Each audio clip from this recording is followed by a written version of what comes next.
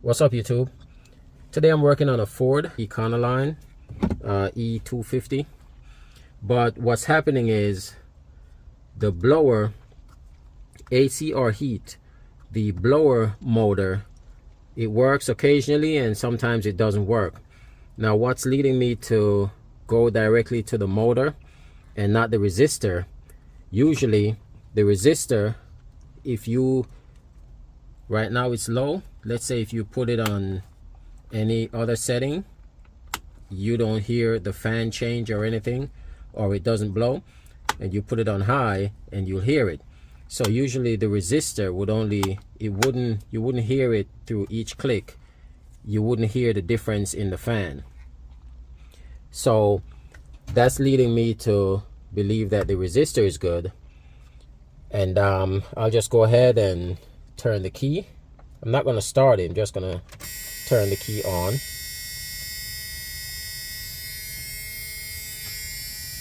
Wait for that annoying sound to stop. Now come back over here. I could hear the fan going. If I next click, you hear it.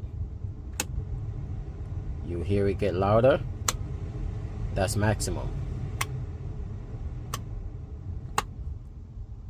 Now that's indicating to me that the blower motor resistor is fine. And I'm getting air coming out the vents, nice warm air, or if you put on AC, cold air. So now I go around to the front and locate the motor and replace that. Now another thing I forgot to mention is before, when I turn the switch inside, nothing would happen, and I just came over here. This is the box with the motor. I just came over here and I tapped on it and it started working. Actually, I used a rubber mallet to hit it and the motor started working. Then I went inside and switched through all the settings and realized all the settings work.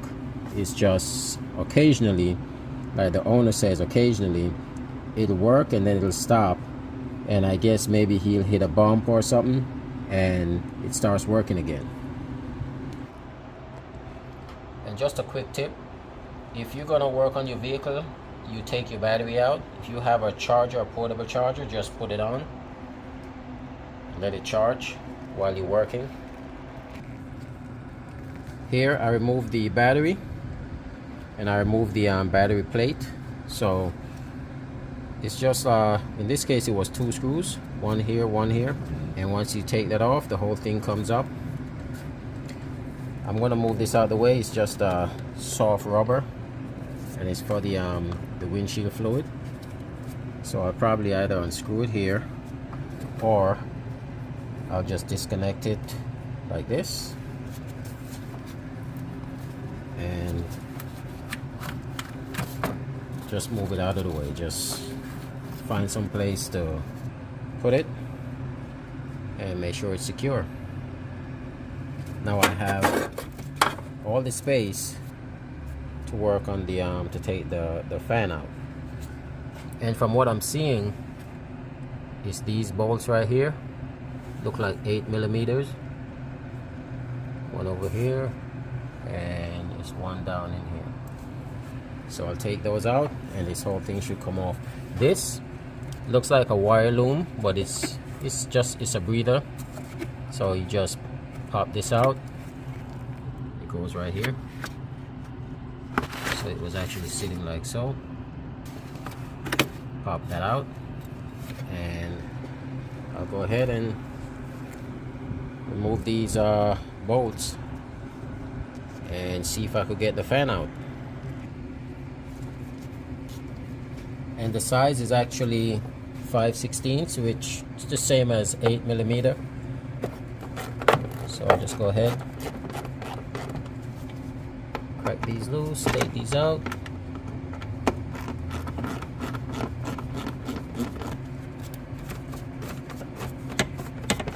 Now for this one, I use a wobble extension and I just use that to get this screw out. switch and get that by hand. Once I got it like halfway out, same for the one in the bottom.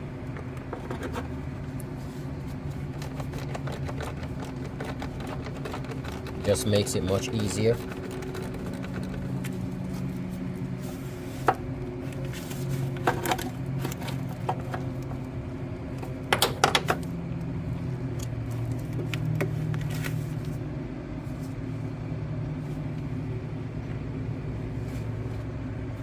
This one could stay in.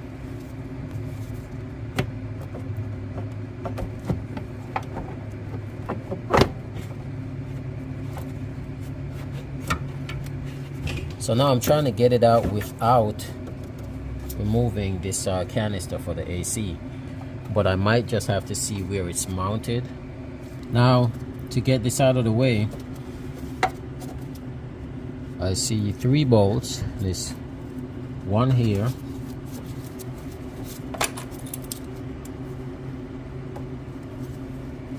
it's one here, one right below it, and another at the bottom. And these are very rusted, so I hope I don't have an issue with them. Same size as the fan.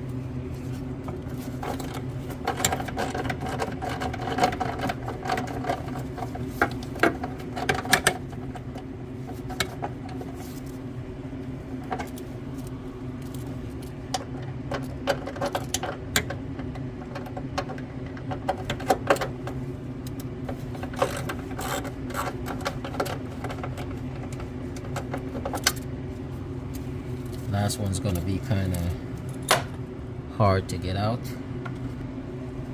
That's this one down in here. You can see this is in the way.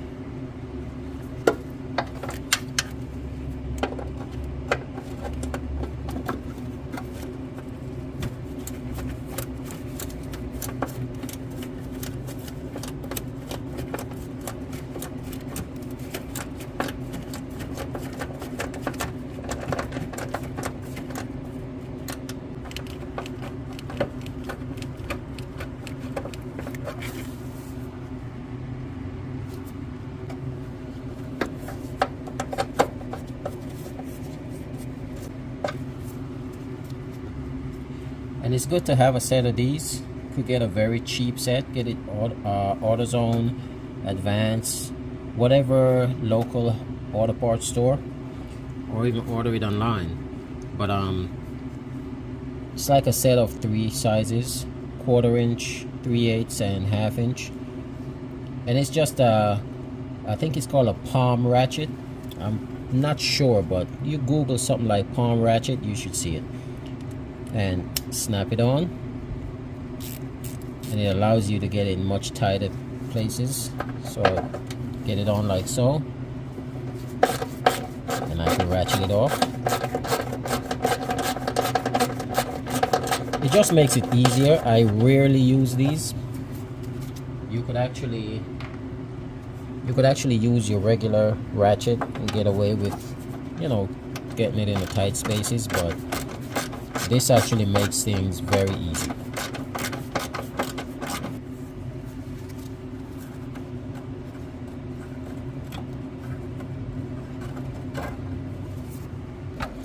Now, what I did not do, I didn't disconnect the wire on the fan. I want to match it up with the old one before I disconnected anything. And this should actually have a plug. Should be a plug, but I think what they did was splice it in. So I just want to get it out first before I take the wires off.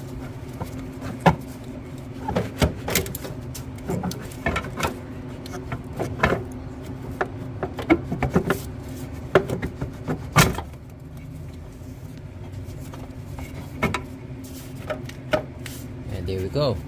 And this is not really the right way. The right way I should have done it was to disconnect the wires for the canister, but I didn't do that. But if you have to do a job like this, make sure you disconnect this switch, pressure switch, and just make sure any wires around the area disconnected, so when you move and you have to pull, you don't break anything. And there's one other bolt that's going to give you more room, and that's right here on the line. So you got the canister, you got the line, follow the line right where this port is. You look directly behind it, and there's actually a bolt that holds it onto the box. You remove that and you got a lot more room to move this. Okay, so everything is back together. Now I go back inside, start it up, put the blower on, and everything should be fine. So now I'm inside.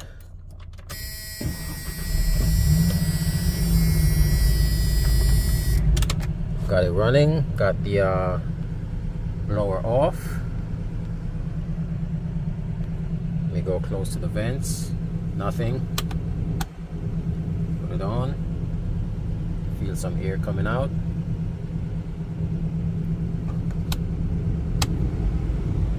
I hear the difference.